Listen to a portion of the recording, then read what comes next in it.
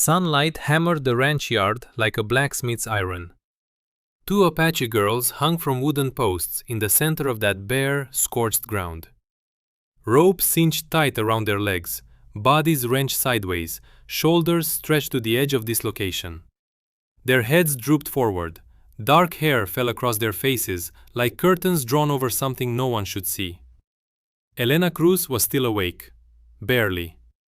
Every breath dragged out of her like something torn loose from deep inside her ribs.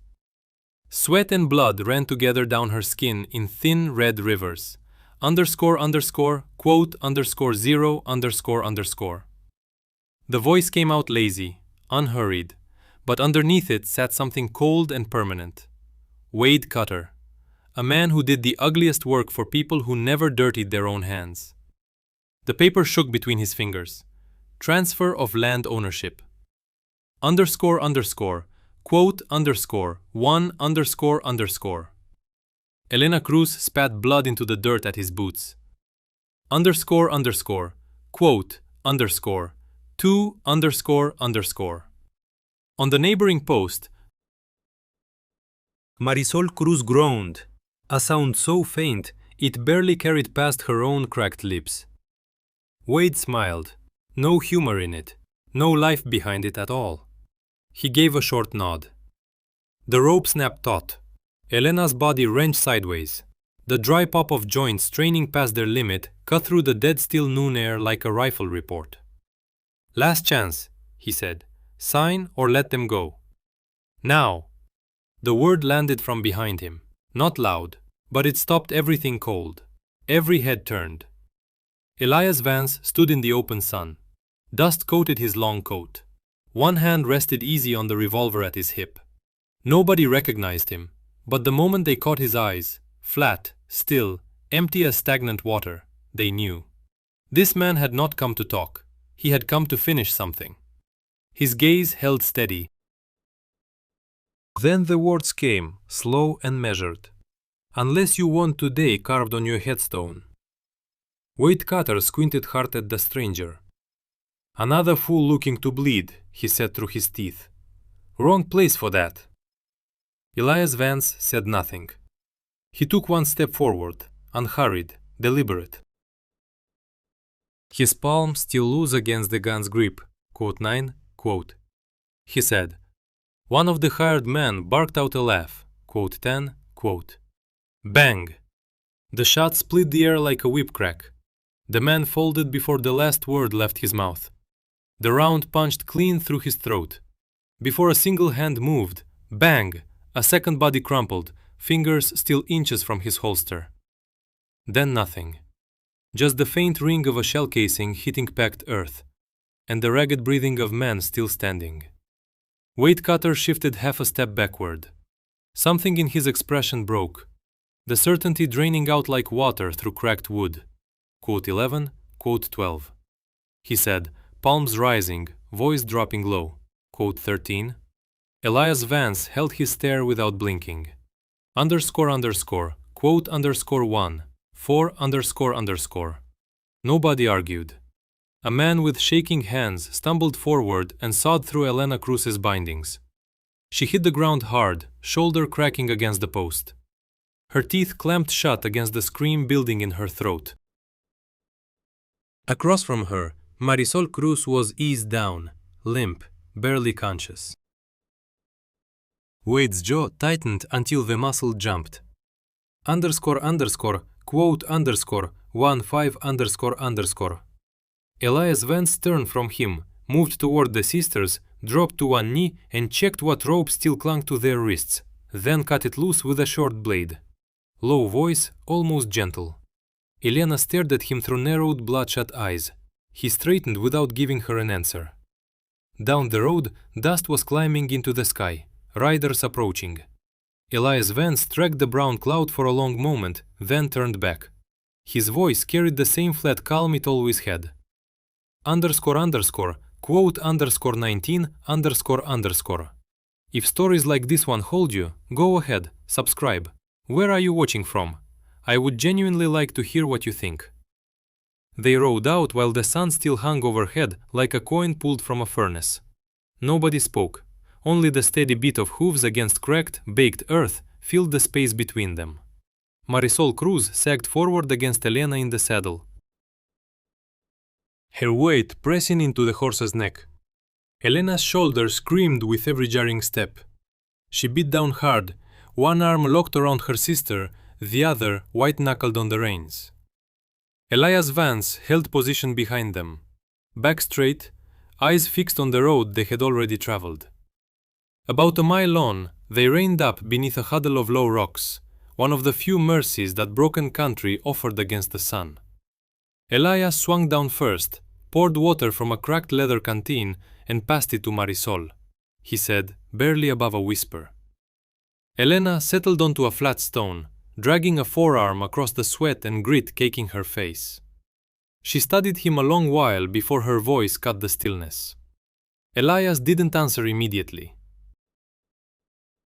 He checked the saddle, cinched a loosened strap, then finally turned. "I'm not following. I'm headed the same way." Elena managed a thin, dry laugh, though the wound in her shoulder warped it into something closer to a grimace. "You just put two of Wade Cutter's men in the dirt. Now you're hunted the same as us." Elias gave a short nod, offered no argument. A scalding gust rolled through, thick with parched earth and the ghost of burned grass. Quiet settled heavy between them. Elena stared at her torn-up hands, her voice dropping. "That land isn't just land. There's water underneath it, a deep underground source. My father located it before they killed him." Elias looked at her. For the first time, genuine interest sharpened behind his eyes. "Sheriff Clayton Rourke and Harold Whitmore want it," Elena went on. "Whitmore holds the papers. Rourke holds the guns. Deputy Marshal James Halbrook tried to intervene. They murdered him, then hung it around our necks." She drew a small notebook from inside her torn jacket, bundled carefully in old cloth. Beside it, a dented silver badge, dark with dried blood. Elias stared at both. He understood precisely what water meant out here. Worth more than gold, worth more than any number of lives. "If there's water," he said, slow and low, "this whole region will bleed for it." Elena nodded, knuckles white around the notebook. "We have no one left." Elias Vance regarded the two sisters for a long, measured moment. Then his gaze lifted toward the horizon, where a faint ribbon of dust had started climbing again. He adjusted the gun belt at his hip, the gesture worn smooth by years of repetition. "Now you've got one more hunted man beside you," he said, not loud, but certain as stone. "And this time, I'm not walking away." The dust on the horizon didn't thin.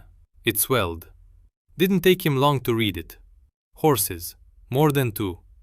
He was first to his feet. "We're short on time," he said. Elena Cruz had already spotted it. She clutched Deputy Marshal James Halbrook's notebook tighter, her eyes shifting from bone-deep exhaustion to something sharp and wary. "Quote 33, quote," she said. "Quote 34, quote." Elias Vance nodded.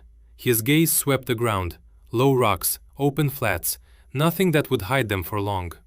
Elena sat fast. They reached it as the sun sagged lower. An old wooden shack listing sideways, door half torn from rusted hinges, but it threw shade, and shade was enough. Marisol Cruz was eased into the corner. Her breathing had leveled, though weakness still clung to her like fever. Elena pressed her back against the wall, one hand bracing her shoulder. Elias Vance filled the doorway, eyes fixed on the distance. After a long silence, he turned inward. His gaze rested on the notebook.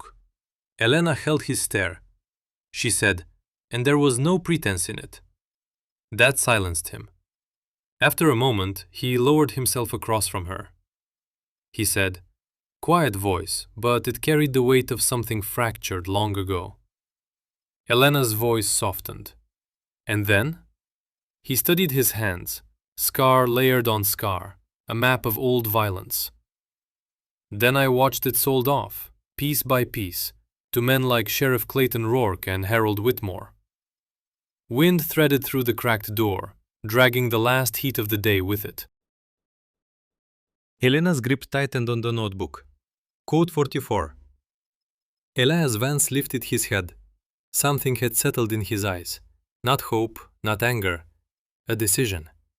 Quote 45, he said. He rose, turning toward the open doorway where the dust column crept steadily closer. Elena studied him for a long breath. He paused at the doorway. Quote 48.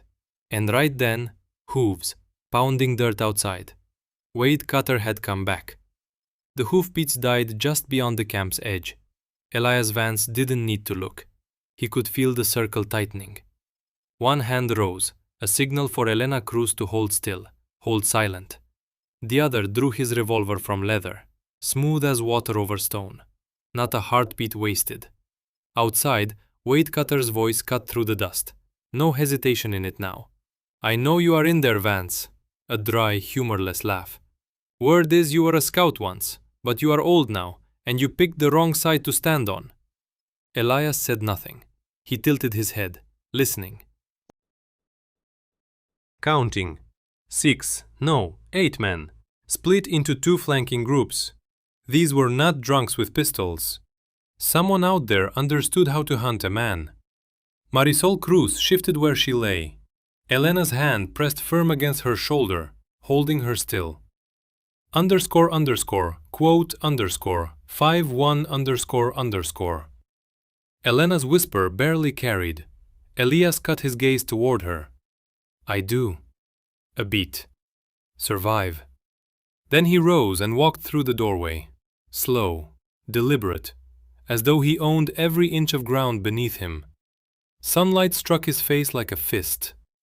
Wade Cutter stood in the open. 7 armed men fanned out behind him. Farther back, a man in a long duster, silver badge catching the light on his chest. Deputy Sheriff Cole Briggs. Sheriff Clayton Rourke's right hand. Briggs spoke first. A thin smile crossed his lips. Elias remained still. His gaze moved across each man, measuring distances, counting weapons. Cole said. Elias allowed something close to a smirk, not quite reaching his eyes. Wade Cutter spat a curse. The bang came from Elias first. One man on the left crumpled before his hand ever touched iron, and then the world split apart. Gunfire shredded the air. Wood exploded into splinters. Elias moved backward toward the doorframe, returning fire.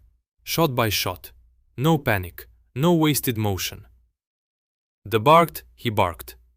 Inside, Elena hauled Marisol to her feet, half carrying her across one shoulder. She did not look back. Outside, Cole Briggs threw himself behind a boulder, voice cracking with authority. The Elias herd fed every word. He fed fresh rounds into the cylinder. Eyes locked on the gap between 2 shooters. Quote 62. He murmured. Then he stepped clear and fired again. Quote 63. Gunfire still cracked behind them as Elias Vance moved without looking back. One final shot to buy distance. Then he slipped behind the camp where the earth dropped into a narrow ravine, half hidden beneath dust and dead grass. Underscore underscore. Quote underscore. 64 underscore. Underscore. He ordered. Elena Cruz did not hesitate. She dragged Marisol with her, sliding down the slope. Her hands seized sharp rock edges until blood slicked her fingers. Elias came last. The moment his boots struck bottom, he turned and hauled a boulder into the gap, nearly sealing the entrance above. Wade Cutter's voice raged from up top. They went down. Split up. Do not let them through. Elias steadied his breathing. His eyes read the terrain. The ravine was shallow, enough concealment for minutes. No more than that. Listen, he said, facing Elena. There is a narrow trail ahead. It runs behind the rock ridge. If we move fast, we circle around them. Elena nodded, then stopped. What about you? Elias looked upward. Light shifting, shadows sliding across the ravine's mouth. Quote 69, quote 70. Elena's voice came instant and hard. We go together. Elias met her eyes. Silence hung between them. Then he shook his head. 3 of us running. They catch up. 1 man standing? His gaze went cold. They think they are winning. Marisol's voice came thin, barely there. Elias turned to her. For one moment, just one, something softened in his face. Then he straightened. Elena's fists clenched white, but she nodded. She pulled Marisol toward the narrow path. When they vanished from sight, Elias turned back toward the opening above. His hand reached into his coat, drew out a small bundle, old explosives, carried since his scouting days. He wedged the bundle into a crack in the rock face, struck the fuse. Footsteps above, closing fast. Cole Briggs dropped down first, pistol leveled straight ahead. "It is over, Vance." Elias stood tall, no retreat, no hesitation. "Not for me." That was all he said. Then Elias Vance turned and plunged into the narrow passage. Behind him, thunder. Rock collapsing on rock. The ravine bucked like something alive. Screams dissolved into dust and stone. He did not look back. This time, he wasn't watching from the outside. He was in it, fighting for them. 2 days after the explosion, 3 figures dragged themselves into Red Hollow, ghosts beneath a dying afternoon sun. Marisol hung against her sister, legs barely holding. Elena had gone thin, her shoulders still swollen purple, each step a negotiation with pain. Elias followed the pace behind, one hand pressed to his side, where blood still wept through a crude bandage. The main street held an unnatural stillness.